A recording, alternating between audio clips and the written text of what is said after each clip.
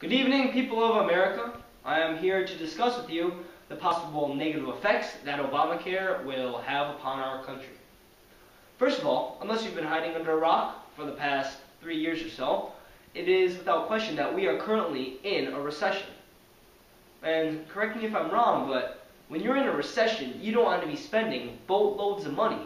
And that's exactly what Obamacare is going to do. It's going to cost $1.2 trillion. Okay, I'm no rocket scientist, but when you're in a recession, even when it's recovering, you don't want to be spending tons and tons of money that we just don't have. Tim Anderson noted in his article, Obamacare and New Taxes Destroying Jobs and the Economy, saying the lines will grow and so will the spending and the taxes. And that's what Obama is not telling you. This has drastically evolved as an issue.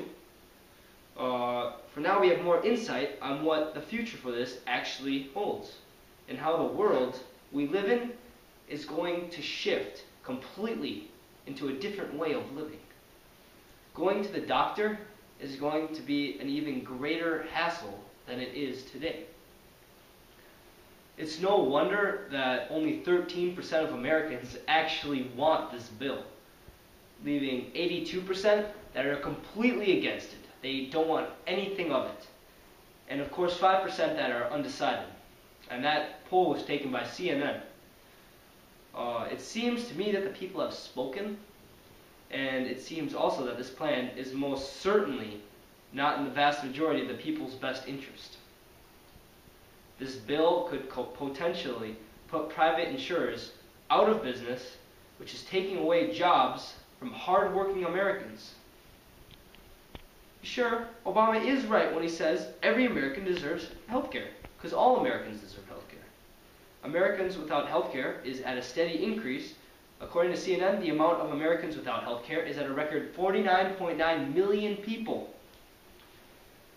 Even though this bill may somewhat solve this problem by giving all Americans a very cheap health insurance plan, it will not solve the fact that America is in a financial crisis and Americans applying for unemployment is at a record pace and only increasing.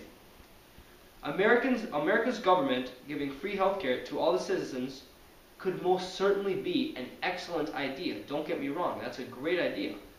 But it's not something America needs right now.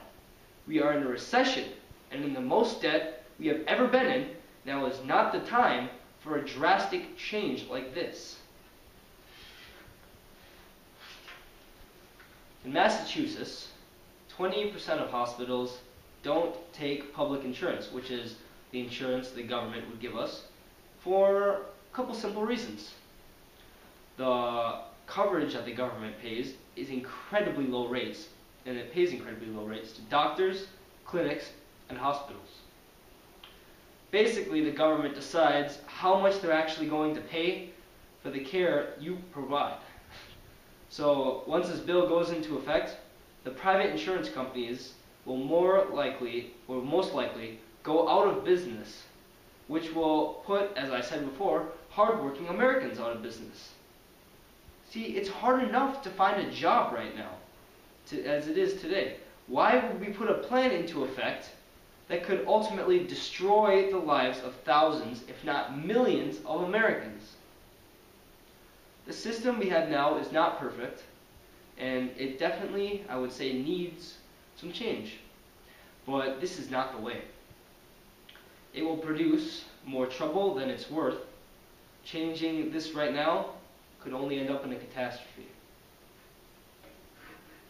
The effects this bill will have will be an enormous debt increase, low quality insurance, and Americans will ultimately lose their jobs.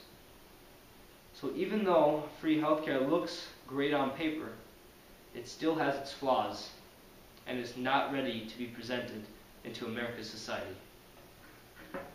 Thank you, and God bless America.